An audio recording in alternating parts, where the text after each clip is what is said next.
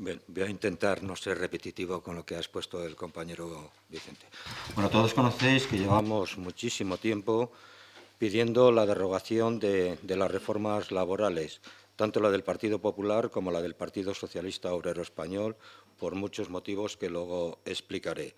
Pero esta sentencia del Tribunal Constitucional de fecha 16 de octubre es la gota que ha colmado el vaso. La reforma laboral ha supuesto un profundo daño en el recorte de derechos de los propios trabajadores y también ha sido y es un lastre para la redistribución de la riqueza.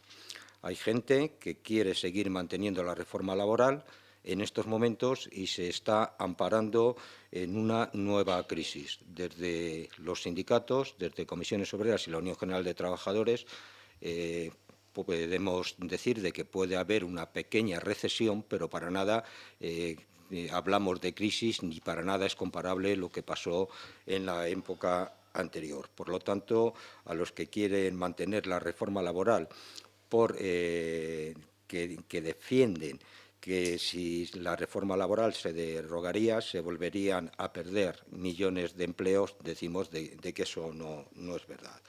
También hay que decir que la reforma laboral no ayudó a la recuperación del empleo. Hay que recordar de que en los años 2012 y 2013, en plena crisis, este país perdió más de 1.280.000 empleos, que se volvieron a recuperar cuando hubo recuperación económica. Aparte de la pérdida de empleo, la reforma laboral lo que fomentó fue la precariedad en el propio empleo, donde se pusieron de moda los contratos eventuales y los contratos a tiempo parcial. Desde la Unión General de Trabajadores y Comisiones Obreras exigimos que tiene que haber derogación de las dos reformas laborales, sí o sí. Porque si no se produce si mantenemos la reforma laboral actual, estamos abocados a una reducción drástica del empleo, estamos abocados a un sometimiento de la pobreza, a la exclusión social de una capa que cada vez es más grande de trabajadores. ¿Por qué es indispensable derogar la reforma laboral? Y ya hemos explicado por el tema de lo que estamos en esta rueda de prensa. También por temas muy lesivos para los trabajadores, como es la ultraactividad de los convenios colectivos, que según la reforma laboral, cuando un convenio termina su vigencia, si no tenemos la cláusula de la ultraactividad, pasa a salario mínimo interprofesional y pierde todos los derechos. Otro de los motivos es porque hay en empresas que no se está aplicando el convenio de sector ni el convenio de empresas, sino empresas multiservicios que están proliferando. Y esto también está conllevando la reforma laboral, que en la mayoría de los convenios, en categorías salariales, a los trabajadores se les está aplicando exclusivamente el salario mínimo interprofesional. Y esto también viene motivado por la reforma laboral. Y lo que es mucho más grave, dentro de la reforma laboral se permite a los empresarios presentar expedientes de regulación de empleo de extinción de las condiciones laborales sin autorización administrativa y en empresas que puedan tener beneficios. Es una fórmula que, cogiendo la reforma laboral, la están aplicando muchas empresas. Por lo tanto, el despido colectivo se ha convertido para las empresas en un mecanismo sencillo de abaratar costes y, además, ha conllevado de que las indemnizaciones que se pagan por despido hayan bajado considerablemente en este país. Aquí quiero resaltar que no estamos de acuerdo con las declaraciones de algún miembro del Gobierno en el que expone de que el despido en España es caro. El despido en España es uno de los más baratos de la Unión Europea. Por lo tanto, se ha desnaturalizado el trabajo a tiempo parcial, permitiendo, además, la realización de cantidad de horas extraordinarias que ni siquiera están controladas y que significan un fraude para la seguridad social.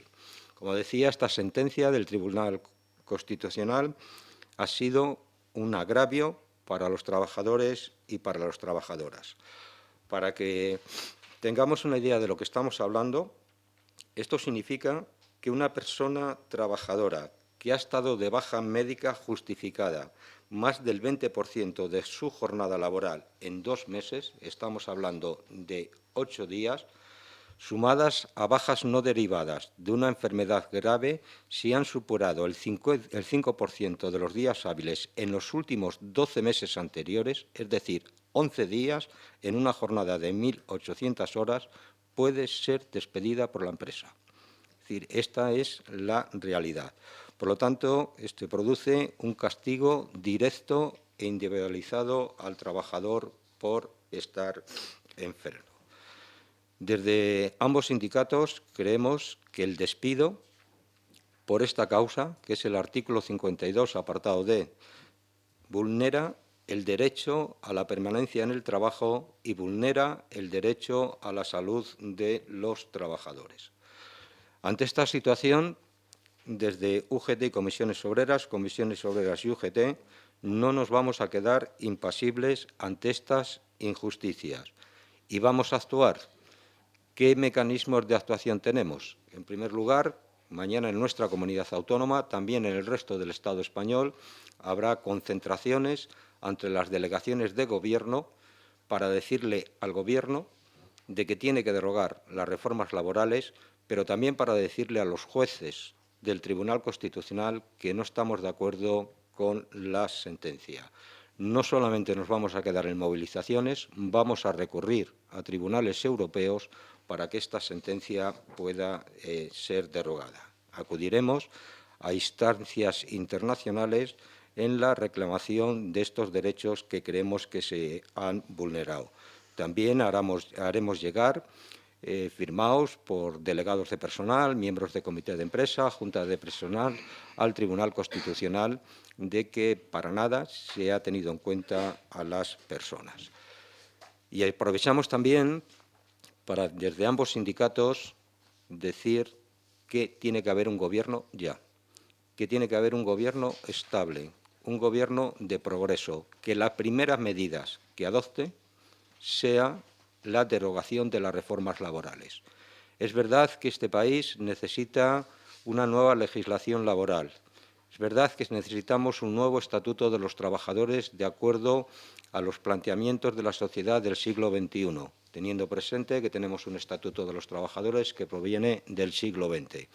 Pero no vamos a sentarnos en ninguna mesa de negociación si antes no existe derogación de las reformas laborales, porque no estamos en equidad con la otra parte, con la parte empresarial, que lo que hizo la reforma laboral es darle todo el poder y quitárselo a los trabajadores. Por estos motivos, convocamos las concentraciones del día 27 y por estos motivos vamos a seguir movilizándonos en la calle. Si tenéis alguna pregunta.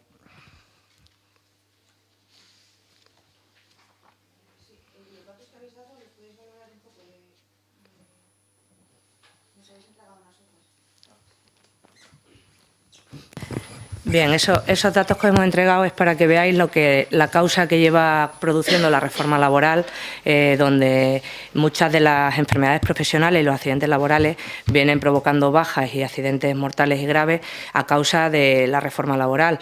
En este caso, queríamos contrastar un poco o que vierais la casuística de que ha ido creciendo desde el 2012, donde se empieza a aplicar la reforma laboral, y esto no deja de ser un motivo más para que estos accidentes y la infradeclaración de enfermedades profesionales sea también causa por la sentencia que trae el Tribunal Constitucional, ¿no? Es decir, que muchos de los trabajadores y trabajadoras que están enfermando por enfermedad común, las mutuas les derivan a su médico de cabecera para que sean tratados, cuando muchas de esas dolencias vienen por los puestos de trabajo derivadas de sus posturas forzadas, de enfermedades musculoesqueléticas producidas a causa del trabajo y que no se están evaluando.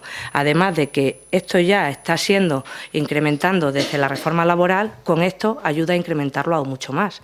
Entonces, hemos querido traer estos datos para que veáis que, además de ir creciendo con las reformas laborales por otros motivos, que ya sabemos, la crisis, la ordenación del trabajo, las jornadas laborales, los trabajos precarios, esta sentencia ayudará a que, se incremente más la siniestralidad laboral en Castilla y León y por ende en toda España.